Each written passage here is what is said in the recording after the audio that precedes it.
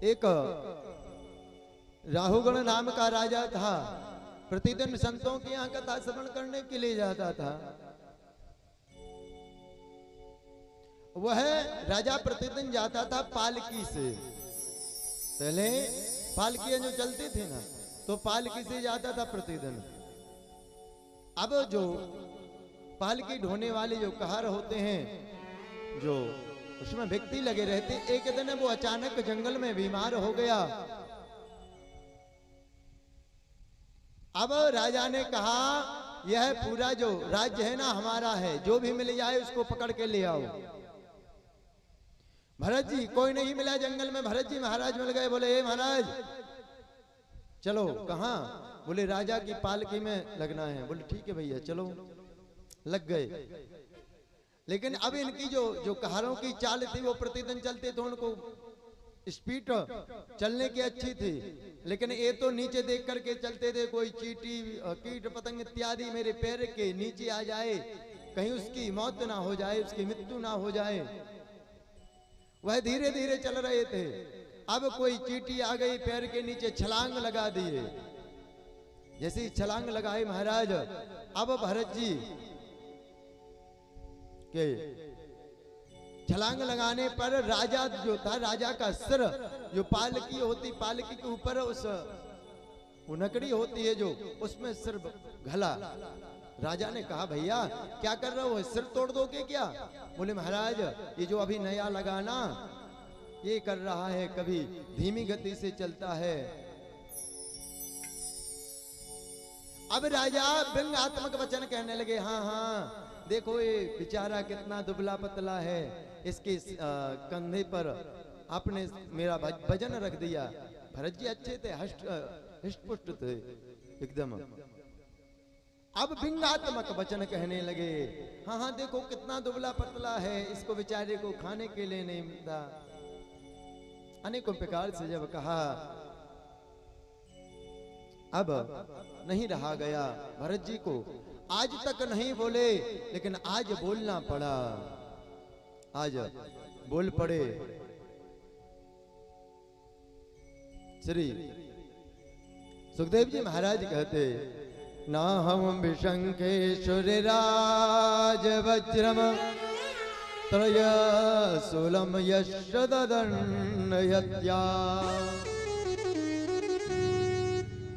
आज कहने लगे, बोले राजा आप क्या जानते हैं, क्या इस तन पर भार होता है, या आत्मा को कष्ट होता है?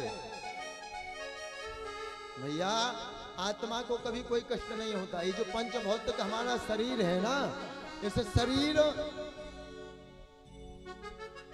में हमने विचार कर लिया कि ऐसा जो मन है हमारा, मन के द्वारा हमको कष्ट होते हैं, और मन के ही द्वारा हमने विचार किया कि हमारे पास कुछ नहीं है। जब मन में चिंतन किया तो हम मन को दुख हुआ, और फिर हमको दुख होने लगता है। श्री सुखदेव जी महाराज कहते, आज ब्रह्म ज्ञान देने लगे। बोले भैया जो आत्मा है ना, आत्मा अजर अमर है। आत्मा ना तो पानी में डुबोई जा सकती है, ना तलवार से काटी जा सकती है, ना आग में जलाई जा सकती है। आत्मा है क्या? जो परमात्मा ईश्वर अंश जीव अविनाशी, हम लोगों के अंदर जो आत्मा के रूप में विराजमान है, जो हमारी ये धड़कन चल रही है, यह क्या है? ईश्वर का अंश है। तुलसीदास बाबा ने स्पष्ट लिख दिया, ईश्वर अंश जीव अविनाशी, चेतन अमल सहज सुख राशि। क्या है? बोले सहज सुख की राशि है। अरे दुख की हाय हाय कहां से लग गई महाराज? हमने जितनी ही कामनाओं को हम जगाएंगे ना, उतने ही हमको दुख होंगे। जब ज्ञान दिया राहुगण आज भरत जी के चरणों में गिर गया, महाराज क्षमा करना, हम आपको पहचान नहीं सके। बोले भैया चिंता मत करो, बोले हम किसी से नहीं डरते, हमको इंद्र के वज्र से डर नहीं लगता, भोले बाबा के त्रिशूल से नहीं डरते, लेकिन ब्राह्मणों से मैं बहुत डरता हूँ। क्यों? क्योंकि जो ब्राह्मण कुल के व्यक्ति हैं, या जो ब्राह्मण कुल कोई संत है, महापुरुष हैं, कोई ब्राह्मण है, यदि ब्राह्मण श्राप दे देना तो सारा कुल नष्ट हो जाता है। बोले हमको और किसी का डर नहीं लगता, भय नहीं लगता। जब इस प्रकार से कहा, सुखदेव जी महाराज राजा परीक्षित को सुनाते आगे, और समय व्यतीत हुआ। अब नरकों के बारे में पुनः परीक्षित जी ने पूछा कि महाराज ये बताइए, जैसे जाने अनजाने में कोई पाप हो जाए तो कोई उसका ऐसा वो है कि उससे पापों से छुटकारा मिल सके, वह पाप हमारे धुल जाएं, कम हो जाएं। जब इस प्रकार से कहा, बोले नरक 28 प्रकार के नरकों का वर्णन किया। 28 प्रकार के नरकों का, तामसिक, अंध तामसिक, रौरव, महारौरव, कुंगी पाक, काल सोत, शुकर मुख आदि आदि नरकों का वर्णन किया। नरकों का जब वर्णन करने लगे, अब जब वर्णन करने लगे, बोले जो पर धन को हरण करता है, किसी के पराये धन को हरण कर लेता है, चोरी कर लेता है, उसको यहां से जब नरक में ले जाते हैं तो अंध तमसिक जो नामक नरक है, बोले वहां पर अंधेरे नरक में डाल देते हैं। हजारों वर्ष तक वो उस में जो सूक्ष्म शरीर है, सूक्ष्म शरीर से वह भोगता रहता है वहां। पर नारी का हरण करता है, ब्राह्मण के धन को हरण करता है, उसको जाकर के तामसिक नाम के नरक में जो लोहा होता है वह तपा हुआ, उस तपे हुए लोहे पर डाल देते हैं। पर स्त्री को जो बुरी निगाह से देखता है, अनेकों प्रकार से जब कहा, बोले महाराज हमको ये नरकों का वर्णन मत सुनाओ, हमको तो बहुत भय लग रहा है। जब इस प्रकार से कहा, बोले सुखदेव जी महाराज कहते, परीक्षित ये नरक किस लिए बनाए गए बताएं। जैसे कोई कपड़ा है बहुत गंदा हो जाए, अब वो हम नहीं धो सकते, अब हम वो नहीं धो सकते तो क्या करते हैं, कहाँ ले जाते? फिर जो रक्षक भैया होते, धोबी भैया होते, उनके पास ले जाते।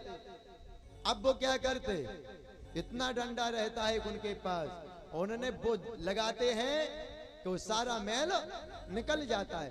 इसी प्रकार ही जो हमारा तन है, जब इसमें मैल बहुत ज्यादा हो जाते हैं ना, तो मैलों को साफ करने के लिए, तन को साफ करने के लिए क्या करते हैं, नरकों में भेज देते हैं।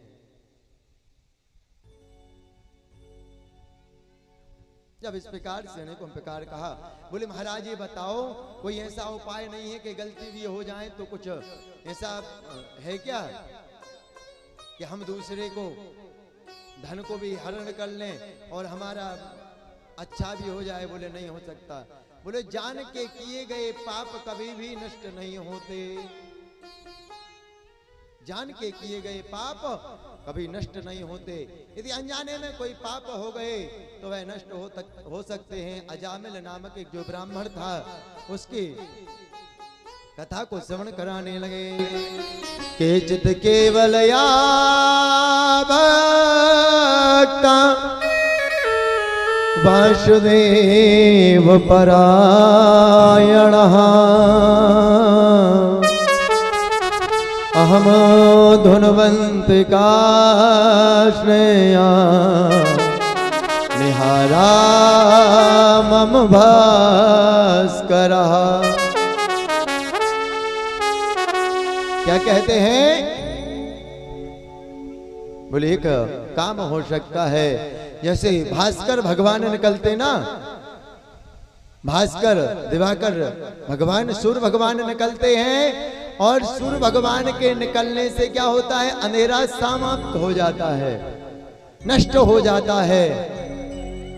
इसी प्रकार भगवत नाम लेने से क्या होता है? बोले जो हमारे अंदर अंधकार भरा हुआ है ना, जो हमारे अंदर अंधकार भरा हुआ है, कौन कौन से अंधकार भरे? अनेकों प्रकार के अंधकार भरे हुए हैं।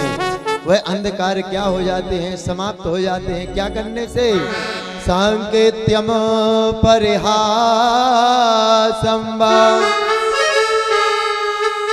स्तंभम हेलवमेव वा वैकुंठ नाम गरणम माचे साहरम विदो। बोले क्या हो जाता है? बोले भगवान का जो नाम है ना, इसकी महिमा को बताने लगे। अजामिल एक ब्राह्मण जो था, यह बहुत ही अच्छा था, अपने ब्राह्मण के कर्म को करता था।